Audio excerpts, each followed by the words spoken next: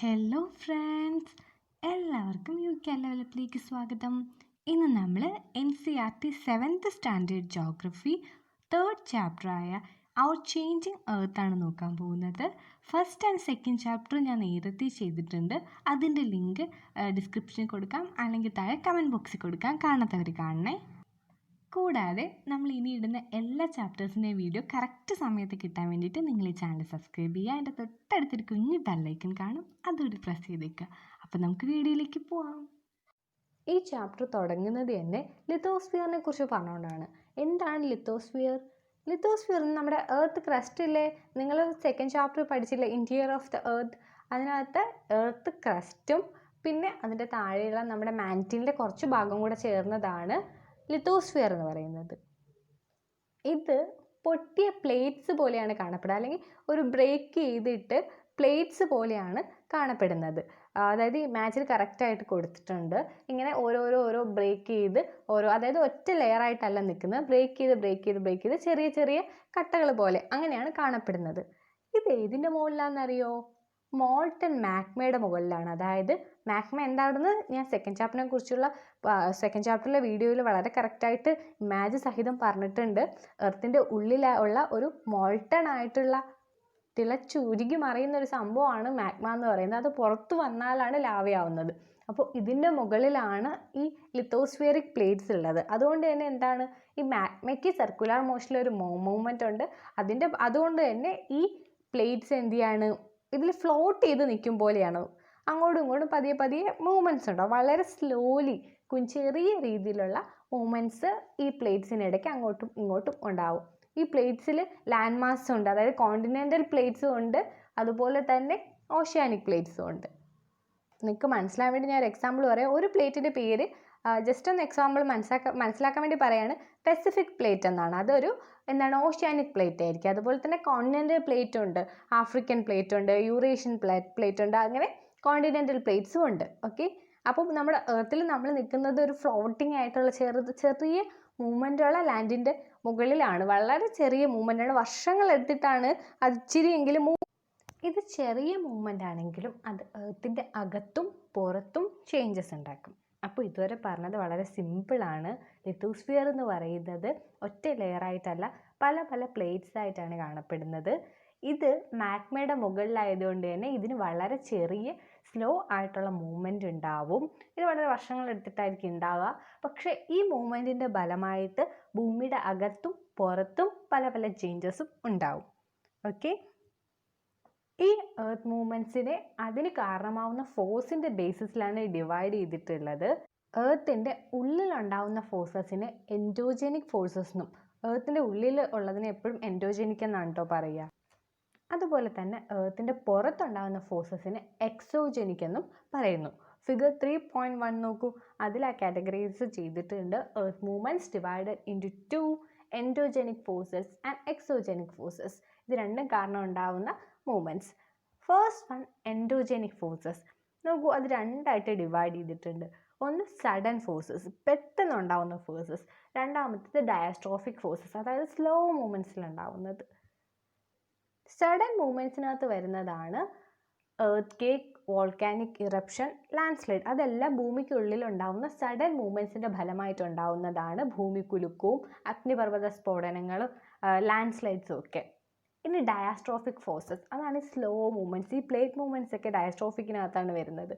അത് ഈ പ്ലേറ്റ്സിൻ്റെ പതിയുള്ളൊരു മൂവ്മെൻറ്റ്സിൻ്റെ ഫലമായിട്ടാണ് ഉണ്ടാവുന്നത്.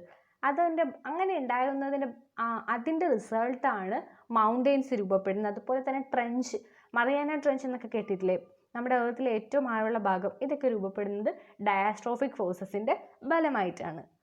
Then second one exogenic forces. Exogenic forces എവിടെയാണ് ഉണ്ടാവുക? എർത്തിന് മുകളിൽ സർഫസിലാണ് ഉണ്ടാവുക.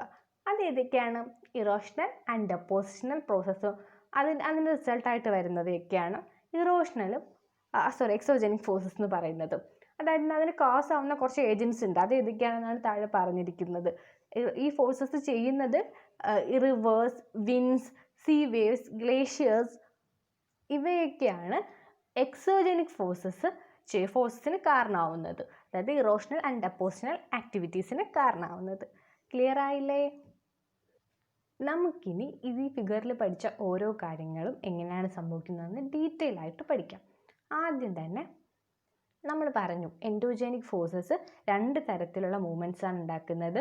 ഒന്ന് സ്ലോയും 2 സഡൻ മൂവ്മെൻറ്റ്സും. ഡയാസ്ട്രോഫിക് മീൻസ് സ്ലോ മൂവ്മെൻറ്റ്സ് ആണ് കേട്ടോ. ഈ സഡൻ മൂവ്മെൻറ്റ്സ് എന്തൊക്കെയാണെന്ന് പറഞ്ഞു? എർത്ത് ക്വേക്സും വോൾക്കാനിക് ഇറപ്ഷനും. ഇത് 2 ഭൂമിക്കുള്ളിലാണ് സംഭവിക്കുന്നതെങ്കിലും അത് പുറത്തെത്തുമ്പോൾ നമ്മുടെ സർഫസിൽ ഇതിൻ്റെ റിസൾട്ട് ഉണ്ടാവുകയും നമ്മുടെ സർഫസിൽ ഒരുപാട് നാശനഷ്ടങ്ങൾക്കും ഇത് കാരണമാവുന്നുണ്ട്. എങ്ങനെയാണ് വോൾക്കാനിക് ഇറപ്ഷൻ നടക്കുക? നോക്കൂ, നിങ്ങൾ ആ ഫിഗറിലേക്ക് നോക്കൂ. ഫിഗർ 3.2 വോൾക്കാനോ ഒരു വെൻറ്റ് വഴി, വെൻറ്റ് എന്ന് വെച്ചാൽ ഒരു പൈപ്പാണ്, ആ പൈപ്പിൻ്റെ ഓപ്പണിംഗ് ആണ് ആ വെൻറ്റ് എന്ന് പറയുന്നത്. നിങ്ങൾ ഫിഗറിൽ സൂക്ഷിച്ച് നോക്കൂ, ഭൂമിയുടെ അടിഭാഗത്ത് മാഗ്മ കാണാൻ പറ്റും. മാഗ്മ ചേമ്പറിനകത്ത് തിളച്ചൊരുകിയ മാഗ്മയുണ്ട്. ഇത് ഈ ഫോഴ്സിൻ്റെ ഭാഗമായിട്ട് പൊട്ടിത്തെറിക്കുകയാണ്. പൊട്ടിത്തെറിക്കുമ്പോൾ ഇത് വലിയ ഫോഴ്സിൽ പുറത്തു വരികയും ഈ വെൻറ്റ് വഴി പുറത്തേക്ക് ഒഴുകുകയും ചെയ്യുന്നു. പുറത്ത് വരുമ്പോൾ അതിനെ ലാവ എന്നാണ് പറയുന്നത്. ഉള്ളിലായിരിക്കുമ്പോൾ മാഗ്മ, പുറത്ത് വരുമ്പോൾ ലാവ. ഇതിൻ്റെ കൂടെ എന്താ പറയുക, മാഗ്മയും ലാവയും മാത്രമല്ല പുറത്ത് വരുന്നത്, ആഷസ് വരും, പല ഗ്യാസസ്, ഹാംഫുൾ ആയിട്ടുള്ള ഗ്യാസസ്, എർത്തിൻ്റെ ഇൻസൈഡിലുള്ള ഗ്യാസസ് പുറത്ത് വരും. അങ്ങനെ ഈ വോൾക്കാനിക് ഇറപ്ഷൻ നടക്കുമ്പോൾ പിന്നെ ആ ഒരു ലാർജ് ഏരിയയിൽ ഫുള്ള് അതിൻ്റെ അടുത്ത് താമസിക്കുന്ന ആൾക്കാരുണ്ടെങ്കിൽ അവർക്ക്, അല്ലെങ്കിൽ ആ ഒരു ഏരിയ ഫുള്ള് പൊട്ടിത്തെറി ഉണ്ടാവും. ആ ഒരു വോൾക്കാനിക് ഇറപ്ഷൻ്റെ എഫക്റ്റ് ഉണ്ടാവും. പിന്നെ അടുത്തൊരു സഡൻ മൂവ്മെൻ്റാണ് നമ്മൾ നേരത്തെ പറഞ്ഞ എർത്ത് ക്വേക്ക്. ഈ പ്ലേറ്റ്സ് മൂവ് ചെയ്യുമ്പോൾ അതൊരു വൈബ്രേഷന് കാരണമാവും. അതാകുമ്പോൾ നമ്മളിപ്പോൾ ശാന്തമായിട്ട് കിടക്കുന്ന കുറച്ച് വെള്ളത്തിലൊരു കല്ലെടുത്തിട്ട് കഴിഞ്ഞാൽ കുറച്ചിങ്ങനെ ഓളങ്ങൾ ഉണ്ടാവില്ലേ, അതുപോലെ ആ മൂവ്മെൻറ്റ് കാരണം ഇങ്ങനെ വൈബ്രേഷൻസ് ഉണ്ടാവും. അതെന്തിന് കാരണമാവും? എർത്ത് ക്വേക്കിന് കാരണമാവും. ആ വൈബ്രേഷൻസാണ് എർത്ത് ക്വേക്ക് എന്ന് പറയുന്നത്. ഫിഗർ നോക്കൂ, ഇതിൻ്റെ ഈ ഒരു ഒറിജിൻ, ഈ എർത്ത് ക്വേക്കിൻ്റെ ആ ഒരു ഫസ്റ്റ് ഇതിൻ്റെ ഒറിജിൻ, ആ ഒരു സിസ്മിക് വേവ് സ്റ്റാർട്ട് ചെയ്ത് അതിന് പോകുന്ന ആ വേവ്സിനെ സീസ്മിക് വേവ്സ് എന്നാണ് കേട്ടോ പറയുക. അത് സ്റ്റാർട്ട് ചെയ്യുന്ന ആ ഒരു പോയിന്റിനെ പറയുന്ന, ഒറിജിൻ ചെയ്യുന്ന ആ ഒരു പോയിന്റിനെ പറയുന്ന പേരാണ് ഫോക്കസ്. അത് ഭൂമിയുടെ ഉള്ളിലായിരിക്കും, ക്രസ്റ്റിലായിരിക്കും. ദെൻ അതിൻ്റെ നേരെ പെർപെൻഡിക്കുലർലി ഉള്ള എർത്തിലെ സർഫസിലെ സ്ഥലത്തിനെ പറയുന്ന പേരാണ് എപ്പി സെൻറ്റർ. അപ്പോൾ എപ്പി സെൻറ്റർ ഫോക്കസും എന്താണെന്ന് മനസ്സിലായാലേ? ക്ലിയർ ആയിട്ട് നോക്കൂ. എർത്തിൻ്റെ ഉള്ളിലുള്ള ആ ഒറിജിൻ്റെ പോയിന്റിനെ പറയുന്ന പേരാണ് ഫോക്കസ്. അത് നേരെ മുകളിലുള്ള എർത്തിലെ സർഫസിൽ പറയുന്ന ആ ഒരു സ്ഥലത്തിൻ്റെ പേരാണ് എപ്പി സെൻറ്റർ. ഒറിജിനിൽ നിന്ന് സീസ്മിക് വേവ്സ് ട്രാവൽ ചെയ്ത് എർത്തിൻ്റെ സർഫസിലേക്ക് വരികയാണ്. സർഫസിലെത്തി ഈ എപ്പി സെൻറ്ററിൽ അതിൻ്റെ ചുറ്റുമുള്ള ഭാഗത്തുമൊക്കെ ഈ വേവ്സിനെ, സീസ്മിക് വേവ്സ് ട്രാവൽ ചെയ്യും. എല്ലാ ഡയറക്ഷനിലേക്കും ഇത് ട്രാവൽ ചെയ്യും. എപ്പി സെൻറ്ററിൽ നിന്ന് ദൂരേക്ക് പോകുന്തോറും ഈ എർത്ത് ക്വേക്കിൻ്റെ സ്ട്രെങ്തും കുറഞ്ഞു വരും. അതായത് ഏറ്റവും കൂടുതൽ നാശനഷ്ടം അല്ലെങ്കിൽ ഏറ്റവും കൂടുതൽ സ്ട്രെങ്ത്തിൽ എർത്ത് ക്വേക്ക് ഉണ്ടാവുന്നത് എപ്പി സെൻറ്ററിലായിരിക്കും. ഈ ഫോക്കസിൻ്റെ നേരെ മുകളിലുള്ള, ഒറിജിൻ ചെയ്തതിൻ്റെ നേരെ മുകളിലുള്ള സർഫസിലായിരിക്കും. ഭൂമിക്ക് അടിയിലാണ് എർത്ത് ക്വേക്ക് സ്റ്റാർട്ട് ചെയ്യുന്നത്, നിങ്ങൾക്ക് ഓൾറെഡി അറിയാമായിരിക്കുമല്ലോ. അതാണ് ഞാനത് പ്രത്യേകിച്ച് പറയാത്തത്. ഓക്കെ, ആദ്യമേ പറഞ്ഞു അതൊരു എൻഡോജനിക് മൂവ്മെൻ്റ് ആണെന്ന്.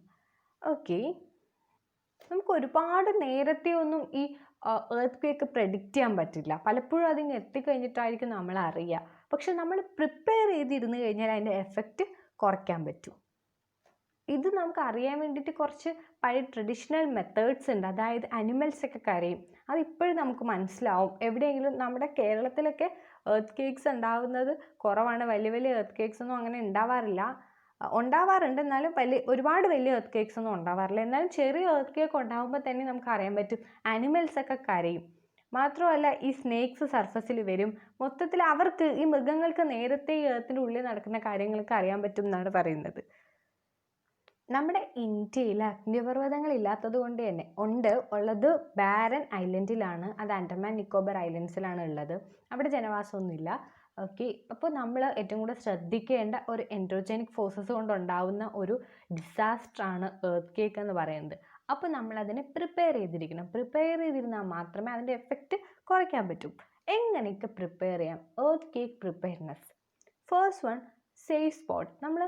നമ്മളിപ്പോൾ ഒരു വീട്ടിലാണ്, നിങ്ങളിപ്പോൾ നിങ്ങളുടെ വീട്ടിൽ ഇരിക്കുമ്പോൾ പെട്ടെന്നൊരു എർത്ത് ക്വേക്ക് വരികയാണ്, നിങ്ങൾ എന്ത് ചെയ്യും? ഫസ്റ്റ് നമുക്ക് പെട്ടെന്ന് കുറഞ്ഞ നിമിഷങ്ങളെ കിട്ടുള്ളൂ. അപ്പം നമുക്ക് എന്ത് ചെയ്യാൻ പറ്റും? ഏതെങ്കിലും ടേബിളിൻ്റെയോ ഡെസ്കിൻ്റെയോ അടിയിലൊക്കെ പോയിരിക്കുക. നിങ്ങൾ വീട്ടിലുള്ളവരോട്, ഇപ്പോൾ അറിയാത്തവരോട് പറഞ്ഞു കൊടുക്കുക. ഏതെങ്കിലും ടേബിളിൻ്റെ അടിയിലൊക്കെ പോയിരുന്ന് കഴിഞ്ഞാൽ എന്താ സംഭവിക്കാമെന്ന് വെച്ചാൽ, ഈ എർത്ത് ക്വേക്ക് ഉണ്ടാകുമ്പോൾ ഫസ്റ്റ് സംഭവിക്കുന്നത്, നമ്മൾ ഏത് കെട്ടിടത്തിലാണോ നിൽക്കുന്നത് അത് ഇടിഞ്ഞ് താഴോട്ട് വീഴാനുള്ള സാധ്യതയുണ്ട്. അത്യാവശ്യം വലിയ എർത്ത് കേക്ക് ആണെങ്കിൽ, ചെറുതാണെങ്കിൽ വലിയ പ്രശ്നമില്ല, ചുവരിലൊക്കെ ചെറിയ ചെറിയ പൊട്ടലൊക്കെ വീഴുള്ളൂ. വലിയ എർത്ത് കേക്ക് ആണെങ്കിൽ ബിൽഡിങ് പൊട്ടി വീഴാൻ സാധ്യതയുണ്ട്. നമ്മുടെ കേരളത്തിലൊന്നും അങ്ങനത്തെ വലിയ പ്രശ്നങ്ങളൊന്നും ഇല്ല, അതിന് ടെൻഷനൊന്നും അടിക്കേണ്ട അതൊന്നും ഓർത്തിട്ട്. ഓക്കെ, അപ്പോൾ ഇൻ കേസ് അങ്ങനെ വല്ല ഉണ്ടാവുകയാണെങ്കിൽ ആദ്യമേ വല്ല ഡെസ്കിൻ്റെയോ ടേബിളിൻ്റെയോ അടിയിൽ പൊരിക്കുക. അപ്പോൾ ഇത് പൊട്ടി വീഴുമ്പോൾ ഡയറക്റ്റ്ലി നമ്മുടെ മേത്തോട്ട് വീഴില്ല. ഇനി അതിന് പറ്റിയില്ലെങ്കിൽ ഏതെങ്കിലും കോർണർ, റൂമിൻ്റെയൊക്കെ ഏതെങ്കിലും കോർണറിൽ പോയി നിൽക്കുക. ദെൻ സ്റ്റേ എവേ ഫ്രം, ഏതിൻ്റെയൊക്കെ അടുത്തുനിന്ന് മാറി നിൽക്കണം. ഫയറുള്ള പ്ലേസസിൻ്റെ അടുത്ത് നിന്ന് പോവുക, ചിമ്മിനീസിൻ്റെ അടുത്തുനിന്ന് മാറിക്കുക. പിന്നെ ഈ മിറേഴ്സൊക്കെ ഉള്ള, അതായത് കണ്ണാടിച്ച് ജനലുകളിലും പിന്നെ കണ്ണാടിച്ചിലുള്ള ചിത്രങ്ങളുടെ അടുത്തൊക്കെ മാറിക്കുക. അതൊക്കെ പൊട്ടി വീഴുമ്പോൾ ചില്ലയൊക്കെ നമ്മുടെ ദേഹത്തൊക്കെ തറയ്ക്കാൻ വേണ്ടി സാധ്യതയുണ്ട്. Then preparedness, be prepared. നിങ്ങൾ നിങ്ങളുടെ ഫാമിലിയോടും ഫ്രണ്ട്സിനോടും ഒക്കെ ഏത് ഡിസാസ്റ്ററും കോൺഫിഡൻ്റ് ആയിട്ട് ഫേസ് ചെയ്യാൻ വേണ്ടിയിട്ട് അവർക്ക് വേണ്ട അവയർനെസ് കൊടുക്കുക. ഇപ്പോൾ തന്നെ നിങ്ങൾക്ക് കുറച്ച് കാര്യങ്ങൾ മനസ്സിലായി, എർത്ത് കേക്ക് വന്നാൽ എങ്ങനെ പ്രിപ്പയർ ചെയ്യണമെന്ന്. അതുപോലെ തന്നെ ഫ്ലഡ് വന്നത് നമ്മുടെ കേരളത്തിൽ കഴിഞ്ഞ 1-2 വർഷമായിട്ട് എല്ലാ വർഷവും ഇങ്ങനെ ഉണ്ടായിക്കൊണ്ടിരിക്കുന്ന ഒരു ഡിസാസ്റ്ററാണ്, ഒരു ദുരന്തമാണ് ഫ്ലഡ് എന്ന് പറഞ്ഞു കഴിഞ്ഞാൽ. അപ്പോൾ അത് വരുമ്പോൾ നമ്മൾ എന്ത് ചെയ്യണം? പ്രിപ്പയർഡ് ആയിരിക്കണം. നമ്മൾ ആദ്യമേ പ്രിപ്പയർഡ് ആയിട്ട് ഇരുന്ന് കഴിഞ്ഞാൽ തന്നെ നമുക്ക് അപകടത്തിൻ്റെ ആ ഒരു തോത് വളരെയധികം കുറയ്ക്കാൻ പറ്റും. നമുക്ക് എപ്പോൾ വേണോ രക്ഷപ്പെട്ട് പോകാൻ വേണ്ടിയിട്ട് നമ്മൾ ഫ്ലഡ് വരുമ്പോൾ എന്ത് ചെയ്യണം? ഒരു ബാഗിൽ അത്യാവശ്യം കുടിവെള്ളം, അതിന് സാധ്യത ഉണ്ടെന്ന് അറിയുമ്പോഴേ കുടിവെള്ളം, ടാബ്ലറ്റ്സ്, ഇമ്പോർട്ടൻ്റ് ആയിട്ട് സർട്ടിഫിക്കറ്റ്സ് അതൊക്കെ എടുത്ത് രക്ഷപ്പെടാൻ വേണ്ടി റെഡി ആയിരിക്കുക. അങ്ങനെയുള്ള കാര്യങ്ങളൊക്കെ ചെയ്യണം. നമ്മൾ അവെയർ ആയിട്ടിരിക്കണം. ഓക്കെ, ഇവിടെ എർത്ത് കേക്കിൻ്റെ പ്രിപ്പയർഡ്നെസ്സിനെ കുറിച്ച് പറഞ്ഞപ്പോൾ ഞാൻ അതിനെക്കുറിച്ച് കൂടി ജസ്റ്റ് പറഞ്ഞതേ ഉള്ളൂ. നമ്മൾ ഇതുവരെ പഠിച്ചത് സിമ്പിളായിട്ടുള്ള 2 മൂവ്മെൻറ്റ്സ് ആണ്. അതായത് എർത്തിൻ്റെ ഉള്ളിലുള്ള എൻഡോജനിക്കും എക്സോജനിക് മൂവ്മെൻറ്റ്സിൽ എൻഡോജനിക് മൂവ്മെൻറ്റ് കൊണ്ടുണ്ടാവുന്ന, അതായത് എൻഡോജനിക് ഫോഴ്സസ് കൊണ്ടുണ്ടാവുന്ന 2 നാച്ചുറൽ ഫിനോമിനാസിനെ കുറിച്ചാണ് പറഞ്ഞത്. ഫസ്റ്റ് വൺ ഓൾക്കാനോ അല്ലെങ്കിൽ ഓൾക്കാനിക് ഇറപ്ഷൻ, എർത്തിൻ്റെ ഉള്ളിലുണ്ടാകുന്ന പെട്ടെന്നുണ്ടാകുന്ന മൂവ്മെൻറ്റ് കൊണ്ട് ഉണ്ടാകുന്നതാണിത്. അത് കഴിഞ്ഞ് രണ്ടാമത്തത് എർത്ത് കേക്ക്. രണ്ടും ക്ലിയർ ആയെന്ന് വിചാരിക്കുന്നു. ഈ പോർഷനിൽ എന്തെങ്കിലും ഡൗട്ട് ഉണ്ടെങ്കിൽ കമൻറ്റ് ചോദിക്കുക. ഇനി നമുക്ക് നെക്സ്റ്റ് ടോപ്പിക്കിലേക്ക് പോവാം, എക്സോജനിക് ഫോഴ്സസ്. നമ്മുടെ എർത്തിലുള്ള ലാൻഡ്സ്കേപ്പുകൾ കണ്ടിന്യൂസ്ലി ചേഞ്ച് ചെയ്തുകൊണ്ടിരിക്കുകയാണ് 2 പ്രോസസ്സുകൾ കാരണം. ആ 2 പ്രോസസ്സാണ് വെതറിങ് ആൻഡ് ഇറോഷൻ. വെതറിങ് എന്ന് വെച്ചാൽ എന്താ? സിമ്പിളാണ്. നമ്മുടെ റോക്സ് അല്ലെങ്കിൽ ശിലകൾ പൊട്ടിപ്പൊളിഞ്ഞ് കുഞ്ഞു കുഞ്ഞു പാർട്ടിക്കിൾസ് ആയിട്ട് മാറുന്നതിനെയാണ് വെതറിങ് എന്ന് പറയുന്നത്. ഈ ശിലകളിലുണ്ടാകുന്ന കേടുപാടുകൾ അല്ലെങ്കിൽ അതിങ്ങനെ പൊട്ടിപ്പൊളിഞ്ഞ് പോകുന്നതിനെയാണ് വെതറിങ് എന്ന് പറയുന്നത്. ഇനി ഇറോഷൻ എന്ന് പറഞ്ഞാലോ? ഇറോഷൻ എന്ന് പറഞ്ഞു കഴിഞ്ഞാൽ ഇപ്പോൾ അവിടെയുള്ള എങ്കിൽ ലാൻഡ്സ്കേപ്പോ അല്ലെങ്കിൽ അവിടുത്തെ ഇപ്പോൾ ഒരു ചെറിയൊരു കുന്നാണെന്ന് വിചാരിക്കുക. ആ ഒരു ചെറിയ കുന്നിൽ ഇപ്പോൾ മഴ എങ്ങനെയും പെയ്യുമ്പോൾ അവിടുത്തെ മണ്ണിനെ എല്ലാം ജലം വലിച്ചെടുത്തുകൊണ്ട് പോവുകയാണ്. അതിനെയാണ് ഇറോഷൻ എന്ന് പറയുന്നത്. അതായത് ഒരു സ്ഥലത്തുള്ള ലാൻഡ്സ്കേപ്പിനെ ചില ജിയോളജിക്കൽ ഏജൻസ് എന്നാണ് ഇവിടെ പറഞ്ഞിട്ടുള്ളത്. അല്ലെങ്കിൽ ഏത് ഏജൻസ്? വാട്ടറോ വിൻഡോ ഐസോ തുടങ്ങിയ ഏജൻസ് വലിച്ചെടുത്തുകൊണ്ട് പോകുന്നതിനെയാണ് ഇറോഷൻ എന്ന് പറയുന്നത്. നിങ്ങൾ കണ്ടിട്ടില്ലേ, നല്ല ശക്തമായ മഴയൊക്കെ പെയ്യുമ്പോൾ ചില സ്ഥലത്ത് നിന്ന് മണ്ണൊക്കെ ഇങ്ങനെ വലിച്ചെടുത്തുകൊണ്ട് പോയിരിക്കുന്ന പോലെ, ഒഴുകി പോയിരിക്കുന്നൊക്കെ ചാലുകൾ പോലെ കാണാൻ പറ്റും. അത് ചെറിയ രീതിയിലുള്ള ഇറോഷനാണ്. ഈ ഇറോഡ് ചെയ്ത മെറ്റീരിയൽസിനെ, അതിപ്പോൾ മണ്ണാവാം, ചെറിയ ചെറിയ പാറ കഷ്ണങ്ങളാവാം, ഇതെല്ലാം എന്ത് ചെയ്യും? ഈ വാട്ടറും വിൻഡും ഒക്കെ ഒരു സ്ഥലത്ത് നിന്ന് വലിച്ചെടുത്തുകൊണ്ട് പോയി മറ്റൊരു സ്ഥലത്ത് കൊണ്ടുപോയി ഡെപ്പോസിറ്റ് ചെയ്യും. ഇങ്ങനെയുള്ള ഈ പ്രോസസ്സ്, ഈ ഇറോഷനും അതുപോലെ തന്നെ അത് വലിച്ചെടുത്തുകൊണ്ട് പോകുന്ന ഡെപ്പോസിഷനും നമ്മുടെ എർത്തിൽ പല പല ലാൻഡ് ഫോംസ് ഉണ്ടാവാൻ കാരണമാകും. അതെങ്ങനെയാണ്, എന്തൊക്കെയാണെന്നൊക്കെ പഠിക്കാൻ നിങ്ങൾ വലിയ ക്ലാസ്സുകളിൽ പോകുമ്പോൾ ഈ ഇറോഷനെ കുറിച്ചും ഡെപ്പോസിഷനെ കുറിച്ചൊക്കെ ഒരുപാട് ഡീറ്റെയിൽ ആയിട്ട് പഠിക്കും. ഇത് വളരെ വലിയ പ്രോസസ്സാണ്. ഇങ്ങനെ ഇറോഷൻ്റെ ഫലമായിട്ട് ഉണ്ടാകുന്ന ഒരു ലാൻഡ് ഫോമാണ് വാട്ടർഫോൾ എന്ന് പറയുന്നത്, അല്ലെങ്കിൽ വെള്ളച്ചാട്ടം. എങ്ങനെയാണെന്ന് നോക്കാം. ഇപ്പോൾ ഒരു ശില അല്ലെങ്കിൽ ഒരു പാറ, അവിടെ സോഫ്റ്റ് റോക്കും ഉണ്ട് ഹാർഡ് റോക്കും ഉണ്ട്. സോഫ്റ്റ് റോക്ക് ആകുമ്പോൾ എന്താ, പേര് പോലെ തന്നെ പെട്ടെന്ന് പൊടിഞ്ഞു പോവും. അതിലേക്കൂടെ വെള്ളം പാസ് ചെയ്ത് പോകുമ്പോൾ ഇത് കുറേ സ്ഥിരമായിട്ട് ഇങ്ങനെ വെള്ളം പാസ് ചെയ്ത് പോയി ഈ ഭാഗങ്ങൾ, ഇത് വെതറിങ്ങിൻ്റെയൊക്കെ ഭാഗമായിട്ട് ഇങ്ങനെ പൊടിഞ്ഞ്, പിന്നെ ഈ ഇറോഷനും കൂടെ ചേരുമ്പോൾ ഇത് പൊടിഞ്ഞലിഞ്ഞ് ഈ വെള്ളത്തിൻ്റെ കൂടെ ചേർന്ന് ഒഴുകിപ്പോവും. അങ്ങനെ ഈ സോഫ്റ്റ് റോക്കുള്ള ഭാഗം ഒഴുകി പൊടിഞ്ഞു പോയി ഹാർഡ് റോക്കുള്ള ഭാഗം മാത്രം അവിടെ നിലനിൽക്കും. അങ്ങനെ അതൊരു വെള്ളച്ചാട്ടമായിട്ട് മാറും. ഇതാണ് റിവേഴ്സ് സ്റ്റീപ്പർ സ്ലോപ്സിൽ ഉണ്ടാക്കുന്ന ഇറോഷൻ എന്ന് പറയുന്നത്. ഇനി നോക്കൂ, റിവേഴ്സ് പ്ലെയിൻ ഏരിയാസിൽ കൂടെ പോകുമ്പോൾ ഇങ്ങനെ വളഞ്ഞു പോകുന്നത് കണ്ടിട്ടുണ്ടോ? അങ്ങനെ പോകുന്നതിനെയാണ് മിയാൻഡേഴ്സ് എന്ന് പറയുന്നത്. അങ്ങനെ ക്രിയേറ്റ് ചെയ്യുന്ന ആ ഒരു ഫോർമേഷനെയാണ് മിയാൻഡേഴ്സ് എന്ന് പറയുന്നത്. അതായത് ഇങ്ങനെ ട്വിസ്റ്റും ടേണും ഒക്കെ ആയിട്ട് ഇങ്ങനെ പോകുന്നത്. ഇവിടെ ഇറോഷൻ മാത്രമല്ല, ഡെപ്പോസിഷനും നടക്കും. ഒരു സൈഡിൽ നിന്ന് വലിച്ചെടുത്ത് കൊണ്ടുപോയി മറ്റേ സൈഡിൽ ഡെപ്പോസിറ്റ് ചെയ്യും, അവിടെ നിന്ന് കൊണ്ടുപോയി അപ്പുറത്തെ സൈഡ് ഡെപ്പോസിറ്റ് ചെയ്യും. നിങ്ങൾ നോക്കൂ, ആ ബ്ലൂ കളറിൽ പോകുന്നതിൻ്റെ അപ്പുറത്തെ സൈഡിലായിട്ട് ഡെപ്പോസിഷൻ നടക്കുന്ന കാണാം. ഇങ്ങനെ കണ്ടിന്യൂസ് ഇറോഷൻ ആൻഡ് ഡെപ്പോസിഷൻ നടക്കുമ്പോൾ ഈ മിയാൻഡർ ലൂപ്സ് എന്ന് വെച്ച് കഴിഞ്ഞാൽ ഈ കർവിങ് പോർഷൻസ് ഇല്ലേ, കർവ്സ്, ആ ഒരു കർവ്സ് ക്ലോസർ ആയിട്ട് അടുത്തടുത്ത് ചേർന്ന് വരികയും ഇത് പിന്നീട് കാലക്രമേണ കട്ട് ചെയ്ത് മാറപ്പെട്ട ഒരു സെപ്പറേറ്റ് ലേക്കായിട്ട് മാറുകയും ചെയ്യുന്നു. കണ്ടോ ഇവിടെ സെപ്പറേറ്റ് ചെയ്ത് മാറിയിരിക്കുന്നത്? അങ്ങനെ സെപ്പറേറ്റ് ചെയ്ത് മാറുകയും ചെയ്യുന്നു. ഇതിനെ പറയുന്ന പേരാണ് ഓക്സ്ബോ ലേക്ക്. ഇനി ഈ റിവേഴ്സ് ഓവർഫ്ലോ ചെയ്യുമ്പോൾ, അതായത് ഫ്ലഡൊക്കെ ഉണ്ടാകുമ്പോൾ കര കവിഞ്ഞ് ഒഴുകുമല്ലോ, അപ്പോൾ അതിൻ്റെ തൊട്ടടുത്തുള്ള റീജിയൻസ് ഒക്കെ വെള്ളത്തിനടിയിലാവും. ഈ ടൈമിൽ ഈ റിവേഴ്സ് അത് വഹിച്ചു കൊണ്ടുവരുന്ന സെഡിമെൻറ്റ്സ് എല്ലാം ഈ സൈഡിൽ, ഈ രണ്ട് സൈഡിൽ അല്ലെങ്കിൽ ഓവർഫ്ലോ ചെയ്യുന്ന സ്ഥലത്ത് തിൻ ലെയറായിട്ട് ഡെപ്പോസിറ്റ് ചെയ്യും. അതിനെ സെഡിമെൻറ്റ്സ് എന്നാണ് പറയുന്നത്. ആ സെഡിമെൻറ്റ്സിനെ, അത് കൊണ്ടുവരുന്ന സെഡിമെൻറ്റ്സിനെ രണ്ട് സൈഡിലും തിൻ ലെയറായിട്ട് ഡെപ്പോസിറ്റ് ചെയ്യും. ഈ സെഡിമെൻറ്റ്സ് നിങ്ങൾ എവിടെയാണ് പഠിച്ചിട്ടുള്ളത്? മുമ്പ് സെഡിമെൻ്ററി റോക്സിൽ പഠിച്ചിട്ടില്ലേ? അതേ സെഡിമെൻറ്റ്സ് തന്നെയാണ്. അങ്ങനെ ഒരു പ്രത്യേക സമയത്ത് അങ്ങനെ സെഡിമെൻറ്റ്സ് അടിഞ്ഞിട്ടാണ്, ഒരുപാട് തവണ ലെയേഴ്സ് സ്ഥിരമായിട്ട് ഇങ്ങനെ അടിഞ്ഞിട്ടാണ് സെഡിമെൻ്ററി റോക്സ് ഫോം ചെയ്യുന്നത്. അതേ സെഡിമെൻറ്റ്സ് തന്നെയാണിത്. ഇത് പിന്നീട് ആ ഏരിയയിൽ നല്ല ഫ്ലാറ്റ് ആയിട്ടുള്ള ഫെർട്ടൈൽ, നല്ല ബലപുഷ്ടിയുള്ള ഫ്ലഡ് പ്ലെയിന് ഫോർമേഷന് കാരണമാവും. അപ്പോൾ ഇങ്ങനെ റിവേഴ്സ് ഫ്ലഡിങ് ഉണ്ടാകുന്ന സമയത്ത് ഡെപ്പോസിഷൻ നടക്കും. തിൻ ലെയർ ഓഫ് സെഡിമെൻറ്റ്സിൻ്റെ ഡെപ്പോസിഷൻ ഫ്ലാറ്റ് ആയിട്ടുള്ള ഫെർട്ടൈൽ ഫ്ലഡ് പ്ലെയിന് ഉണ്ടാകുന്നതിന് കാരണമാവും. ആ സമയത്ത് ഉയർന്നു നിൽക്കുന്ന ആ ഒരു റൈസ് ചെയ്ത് നിൽക്കുന്ന കരഭാഗത്തെ പറയുന്ന പേരാണ് ലിവീസ് എന്ന്, അല്ലെങ്കിൽ അവരുടെ റിവർ ബാങ്ക്സ് ഉണ്ടല്ലോ, അതിൽ കുറച്ച് ഉയർന്നു നിൽക്കുന്ന ഭാഗത്തെ പറയുന്ന പേരാണ് ലിവീസ് എന്ന്. നോക്കുക, ഇമാജസിൽ ലിവീസിനെ കാണാം. അപ്പോൾ ഫ്ലഡ് പ്ലെയിനിൽ ഉണ്ടാകുന്ന ഫീച്ചേഴ്സ് ഏതൊക്കെയാണ്? ഇമാജിൽ തന്നെ ക്ലിയർ ആയിട്ട് കാണാം. ഓക്സ്ബോ ലേക്ക്, ലിവീസ്, മിയാൻഡേഴ്സ്. കണ്ടോ? ഇനി പുഴ നേരത്തെ നമ്മൾ പറഞ്ഞത് ഒറിജിൻ ചെയ്യുന്ന സമയത്ത് കുറേ ഇറോഷനൊക്കെ നടത്തി, ഇപ്പോൾ ഇതാ ഡെപ്പോസിഷനൊക്കെ നടത്തി. ഇനി അതിൻ്റെ സ്പീഡ് കുറേ നാളായാലും ഒഴുകിയില്ലേ, അപ്പോൾ അതിൻ്റെ സ്പീഡ് കുറഞ്ഞ് കടലിൽ ചേരാറാകുമ്പോൾ സ്പീഡ് കുറഞ്ഞ് വരും. ഈ സമയത്ത് ഈ റിവർ ചെറിയ ചെറിയ സ്ട്രീംസ് ആയിട്ട് ബ്രേക്ക് ചെയ്യും. എന്താ പറയുക, ചെറിയ കുഞ്ഞു നദികൾ അല്ലെങ്കിൽ ചെറിയ ചാലുകൾ അതിൽ നിന്ന് ഉണ്ടാവും. അതിനെ പറയുന്ന പേരാണ് ഡിസ്ട്രിബ്യൂട്ടറീസ്.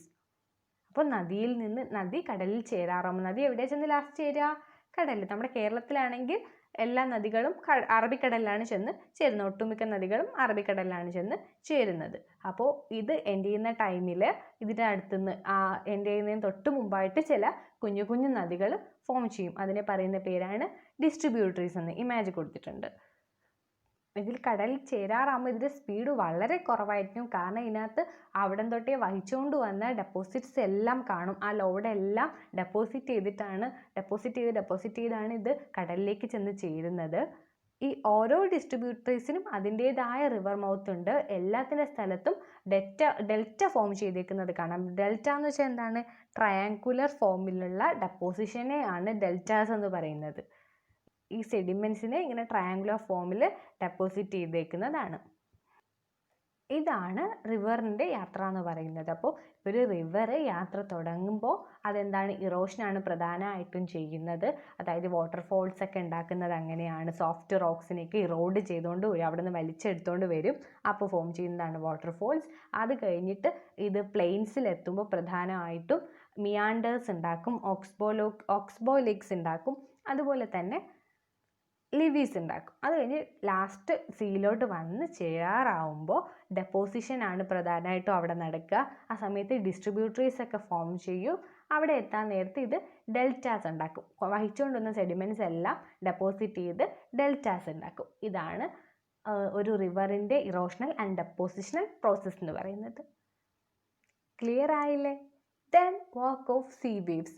സീ വേവ്സ് എങ്ങനെയാണെന്ന് നോക്കാം. സീ വേവ്സും ഇറോഷനും ഡെപ്പോസിഷനും ചെയ്യുന്നുണ്ട്. നിങ്ങൾ ചില സിനിമകളിലും ചില പാട്ട് സീനുകളിലൊക്കെ കണ്ടിട്ടില്ലേ, കടൽ തീരം നല്ല ഭംഗിയുള്ള പല ഷേപ്പിലുള്ള റോക്സ് ഉള്ളത്? അതിൽ പലതും നാച്ചുറലാണ്. അത് എങ്ങനെ നാച്ചുറലായിട്ട് ഉണ്ടായി എന്ന് ചോദിച്ചു കഴിഞ്ഞാൽ അത് സീ വേവ്സിൻ്റെ ഇറോഷണൽ പ്രോസസ്സിൻ്റെ ഫലമായിട്ടുണ്ടായതാണ്. ഇപ്പോൾ നമ്മുടെ കടലിലും അല്ലെങ്കിൽ കടൽ തീരത്തും ഒക്കെ ഉള്ള ശിലകൾ അല്ലെങ്കിൽ പാറകളിൽ കണ്ടിന്യൂസ് ആയിട്ട് ഈ തിര വന്നടിക്കുമ്പോൾ അതിലെന്ത് സംഭവിക്കും? ആദ്യം ചെറിയ ചെറിയ ക്രാക്സും ഹോൾസും ഒക്കെയാണ് ഉണ്ടാവുന്നത്. പിന്നെ അത് സ്ഥിരമായിട്ട് ഇത് സംഭവിച്ച് വലുതായി വരും. അങ്ങനെ പല റോക്സിലും കേവ്സ് പോലുള്ള വലിയ വലിയ ഹോളോസ് ഉണ്ടാവും. അതിനെ പറയുന്ന പേരാണ് സീ കേവ്സ് എന്ന്. നിങ്ങൾ നോക്കൂ, ആ ഇമാജിനകത്ത് സീ കേവ് കാണാൻ പറ്റും. പിന്നെയും ആ സീ കേവിൽ പിന്നെയും തിര വന്ന് അടിച്ചുകൊണ്ടിരിക്കില്ലേ? അപ്പോൾ പിന്നെയും ഇതുപോലെയുള്ള ആക്ടിവിറ്റീസ് നടന്ന് ഇറോഷൻ നടന്ന് അത് പിന്നെ അതിൻ്റെ റൂഫ് മാത്രമായിട്ട് അവശേഷിച്ച് അതൊരു സീ ആർച്ചായിട്ട് മാറും. ഒരു ആർച്ച് ഷേപ്പിലുള്ളതായിട്ട് മാറും. ഇമാജിനിൽ കാണാം സീ ആർച്ച് എങ്ങനെയാണ് ആവുന്നതെന്ന്. ഓക്കെ, പിന്നെയും കണ്ടിന്യൂസ്ലി ഇങ്ങനെ തിര വന്ന് അടിച്ചിട്ട് ഇറോഷൻ പിന്നെയും നടന്ന് പൊട്ടിപ്പൊടിഞ്ഞ് പോയി പിന്നെ ആ റൂഫ്സും ഒക്കെ പോയി വെറും തൂണ് മാത്രം അല്ലെങ്കിൽ അവൻ്റെ ഒരു വാള് മാത്രമായിട്ട് ബാക്കി നിൽക്കും. അതിനെയാണ് സ്റ്റാക്ക് എന്ന് പറയുന്നത്. നമുക്ക് സ്റ്റാക്സും കാണാൻ പറ്റും അതിനകത്ത്. സീ വേവ്സിൻ്റെ അല്ലെങ്കിൽ തിരമാലകളുടെ ഇറോഷൻ കാരണം ഉണ്ടാകുന്ന മറ്റൊരു ലാൻഡ് ഫോമാണ് സീ ക്ലിഫ്സ് എന്ന് പറയുന്നത്. ഇതൊരു റോക്കി കോസ്റ്റാണ്, അതായത് നമ്മുടെ റോക്സ് ശില കൊണ്ടുള്ള കോസ്റ്റാണ്, തീരമാണ്. ഇത് നമ്മുടെ സീ വാട്ടറിൽ നിന്ന് വേർട്ടിക്കലി ഉയർന്നു നിൽക്കുന്നതാണ്. നമ്മുടെ കേരളത്തിലെ പ്രധാനപ്പെട്ട ഒരു ക്ലിഫാണ് വർക്കല ക്ലിഫ്, തിരുവനന്തപുരം ജില്ലയിൽ. കണ്ടിട്ടില്ലാത്തവർ എന്തെങ്കിലും പോയി കാണാൻ ഒരവസരം കിട്ടുമ്പോൾ പോയി കാണും. അപ്പോൾ ക്ലിയർ ആയിട്ട് മനസ്സിലാവും സീ വാട്ടറിൽ നിന്ന് വേർട്ടിക്കലി എബോവായിട്ട് നിൽക്കുന്ന ഒരു റോക്കി കോസ്റ്റാണ് കേട്ടോ, തീരമാണ്, പക്ഷേ എന്താണ് റോക്കി ആണത്. അതാണ് വർക്കല അല്ലെങ്കിൽ ക്ലിഫ് എന്ന് പറയുന്നത്, സീ ക്ലിഫ് എന്ന് പറയുന്നത്. നമുക്ക് വർക്കലയിൽ പോയാൽ അത് കാണാൻ പറ്റും. ഇനി സീ വേവ്സിൻ്റെ ഇറോഷനാണ് നമ്മൾ ഈ 4 ഫീച്ചേഴ്സായിട്ട് പഠിച്ചത്. ആദ്യം സീ കേവ്സ് എങ്ങനെയാണ് ഉണ്ടാവുന്നതെന്ന് പറഞ്ഞല്ലോ. അത് പിന്നെ കണ്ടിന്യൂസ്ലി ഇറോഷൻ നടന്ന് അത് സീ ആർച്ചസ് ആയിട്ട് മാറും, പിന്നെ സ്ട്രാക്സ് ആയിട്ട് മാറും. ദെൻ മറ്റൊരു ഫോമാണ് സീ ക്ലിഫ്. ഇത് ഇത്രയും ഇറോഷനാണ്. ഇനി സീ വാട്ടറിൻ്റെ ഡെപ്പോസിഷൻ എന്താണെന്നറിയോ? നമ്മൾ കാണുന്ന ബീച്ചസ്, എല്ലാവരും ബീച്ചസിൽ പോയിട്ടില്ലേ? അപ്പോൾ നമ്മൾ കാണുന്ന മണൽത്തരികളില്ലേ, ബീച്ചിൽ കാണുന്ന മണൽത്തരികൾ, അതെല്ലാം സീ വേവ്സ് കൊണ്ടുവന്ന് ഡെപ്പോസിറ്റ് ചെയ്യുന്നതല്ലേ? അപ്പോൾ അതാണ് സീ വേവ്സിൻ്റെ ഡെപ്പോസിഷൻ പ്രോസസ്സ്. ദെൻ നമ്മൾ അടുത്ത ഏജൻറ്റ് നോക്കുകയാണ്. നമ്മൾ വാട്ടർ നോക്കി, അതായത് റിവർ നോക്കി, സീ വേവ്സ് നോക്കി. ഇനി അടുത്തത് ഐസ് എങ്ങനെയാണ് ഇത് ചെയ്യാം? വെറുതെ നമ്മൾ കാണുന്ന ഐസല്ല, മഞ്ഞുമലയല്ല. ഈ ഐസ് നമ്മുടെ റിവർ പോലെ ഒഴുകും. അതിന് പറയുന്ന പേരാണ് ഗ്ലേഷ്യർ എന്ന്. ഒരു വലിയ ഐസിൻ്റെ മാസ് ഇങ്ങനെ ഒഴുകി വരുന്നതിനെയാണ് ഗ്ലേഷ്യേഴ്സ് എന്ന് പറയുന്നത്. ഇതിങ്ങനെ ഒഴുകി വരുമ്പോൾ നദികളെ പോലെ തന്നെ അവിടെയുള്ള പാറകളും ശിലകളും അല്ലെങ്കിൽ അവിടെയുള്ള മണ്ണോ ലാൻഡ്സ്കേപ്പോ എന്താണെന്ന് വെച്ചാൽ അതിനെ കൂടി വലിച്ചെടുത്തുകൊണ്ടാണ് വരുന്നത്. ഈ ഗ്ലേഷ്യേഴ്സ് വലിയ വലിയ ഹോളോസ് ഉണ്ടാക്കാറുണ്ട്, വലിയ വലിയ ഗർത്തങ്ങൾ ഉണ്ടാക്കാറുണ്ട്. ഈ ഐസ് മെൽറ്റ് ചെയ്യുന്ന സമയത്ത് ഇതെല്ലാം വാട്ടർ ഫില്ല് ചെയ്യും. എന്നിട്ട് അത് ബ്യൂട്ടിഫുൾ ആയിട്ടുള്ള നല്ല ഭംഗിയുള്ള ലേക്സ് ആയിട്ട് മാറും. അതുപോലെ തന്നെ ഈ ഗ്ലേഷ്യേഴ്സ് വലിച്ചെടുത്തുകൊണ്ട് വരുന്ന ഈ റോക്സും സാൻഡും അതുപോലെ സ്ലിറ്റും ഇതുപോലുള്ള വസ്തുക്കളെല്ലാം കൂടി ഡെപ്പോസിറ്റ് ചെയ്യും. അങ്ങനെ ഡെപ്പോസിറ്റ് ചെയ്യുന്നതിനെ പറയുന്ന പേരാണ് ഗ്ലേഷ്യൽ മൊറൈൻസ്. ഓക്കെ, അപ്പോൾ നമ്മുടെ ഐസിൻ്റെ അല്ലെങ്കിൽ ഗ്ലേഷ്യറിൻ്റെ വർക്ക് എന്ന് പറയുന്നത് ഇതിങ്ങനെ നദി പോലെ വലിയ ഐസിൻ്റെ മാസാണ്. അതിങ്ങനെ ഒഴുകി വരുമ്പോൾ അതിങ്ങനെ അവിടെയുള്ള സാധനങ്ങളെല്ലാം വലിച്ചെടുത്തുകൊണ്ട് വരും. മാത്രമല്ല ഇത് എന്താണ്, ഒരു ഹോളോസ് സൃഷ്ടിക്കും, ഇറോഷൻ നടത്തി വലിയ വലിയ ഗർത്തങ്ങൾ ഉണ്ടാക്കും. അത് പിന്നീട് എന്തായിട്ട് മാറും? ഈ ഐസ് മെൽറ്റ് ചെയ്യുന്ന സമയത്ത് നല്ല മനോഹരമായ ലേക്സ് ആയിട്ട് മാറും. അത് കഴിഞ്ഞിട്ട് ഇത് വലിച്ചെടുത്തുകൊണ്ട് തന്നെ ഈ സംഭവങ്ങളെല്ലാം കൂടി ഡെപ്പോസിറ്റ് ചെയ്യും. അതിനെ പറയുന്ന പേരാണ് glacial moraines. Then finally work of wind. നിങ്ങൾ ആരെങ്കിലും ഡെസേർട്ടിൽ പോയിട്ടുണ്ടാവും, അല്ലെങ്കിൽ ഡെസേർട്ടിൻ്റെ പിക്ചേഴ്സ് കണ്ടിട്ടുണ്ടാവും. അപ്പോൾ നമുക്ക് കാണാൻ പറ്റും മരുഭൂമി എങ്ങനെയാണ്, ഒരുപോലെ പ്ലെയിൻ ആയിട്ട് കിടക്കണം. ചില സ്ഥലങ്ങളിൽ പ്ലെയിൻ ആയിട്ട് കിടക്കും, ചില സ്ഥലത്ത് എന്താണ് സാൻഡ് ഡ്യൂൺസ് കാണാം, മൺകൂനകൾ കാണാൻ പറ്റും. അതുപോലെ പല ഷേപ്പിലുള്ള ചില റോക്സ് ഒക്കെ നമുക്ക് മരുഭൂമിയിൽ കാണാൻ പറ്റും. ഇതിനെല്ലാം പ്രധാന കാരണം വിൻഡാണ്. അവിടെ വാട്ടറും ഇല്ല, ഗ്ലേഷ്യറും ഇല്ല, സീ വേവ്സും ഇല്ല. അവിടെയുള്ള ജിയോളജിക്കൽ ഏജൻ്റ് എന്ന് പറയുന്നത് വിൻഡാണ്. വിൻഡ് ഡെസേർട്ടിൽ ഇറോഷനും നടത്താറുണ്ട്, ഡെപ്പോസിഷനും നടത്താറുണ്ട്. വലിച്ചെടുത്തുകൊണ്ട് വരാറുമുണ്ട്, അത് ഡെപ്പോസിറ്റ് ചെയ്യാറുണ്ട്. നിങ്ങൾ കാണുന്ന സാൻഡ് ഡ്യൂൺസ് എന്താണ്? ഡെപ്പോസിഷൻ്റെ ഫലമായിട്ട് ഒരു സ്ഥലത്ത് നിന്ന് വലിച്ചെടുത്തുകൊണ്ട് വരുന്ന കുന്നുകളാണ്. നിങ്ങൾ ബെന്യാമിൻ്റെ ആടുജീവിതം വായിച്ചിട്ടുണ്ടെങ്കിൽ അതിൽ പറയുന്നുണ്ട്, ഒരു കുന്നിനെ അപ്പാടെ കാറ്റെടുത്ത് അപ്പുറത്തെ സൈഡിലേക്ക് മാറ്റി വീണ്ടും ഒരു സാൻഡ് ഡ്യൂണാക്കി മാറ്റി വെച്ചത്. അത്രയും ഫോഴ്സിലാണ് അവിടെ കാറ്റ് വീശുക. അപ്പോൾ ഒരു സാൻഡ് ഡ്യൂണിനെ തന്നെ മാറ്റി എടുത്തുകൊണ്ടേ വേറെ സ്ഥലത്തോട്ട് വെക്കാൻ വേണ്ടിയിട്ട് ഈ കാറ്റിന് പറ്റും. ദെൻ നിങ്ങൾക്ക് അവിടെ കാണാൻ പറ്റുന്ന മറ്റൊരു ഫീച്ചറാണ് മഷ്റൂം റോക്സ്. എന്താ മഷ്റൂം? കൂണില്ലേ, നമ്മുടെ കൂണ്. അപ്പോൾ കൂണിൻ്റെ അതേ ഷേപ്പിൽ റോക്സ് എങ്ങനെയാണ് ഈ ഡെസേർട്ടിൽ കാണാൻ പറ്റും. അത് പ്രധാനമായിട്ടും വിൻഡിൻ്റെ ഇറോഷണൽ ആക്ടിവിറ്റീൻ്റെ ഭാഗമായിട്ടാണ് ഇങ്ങനെ സംഭവിക്കുന്നത്.